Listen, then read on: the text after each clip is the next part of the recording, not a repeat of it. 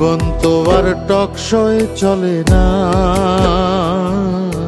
জ্ঞানের কথা গুণী বলে নিজের বেলায় না।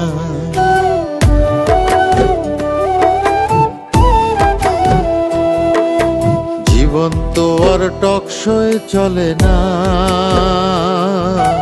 জ্ঞানের কথা গুণী বলে নিজের বেলায় না। আরে পরের বেলায় বুদ্ধিজীবী নিজের বেলায় বোঝে না, পরের বেলায় বুদ্ধিজীবী নিজের বেলায় বোঝে না।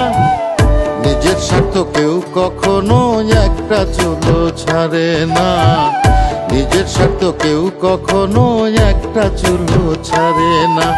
জীবন তো আর টকশয় চলে না,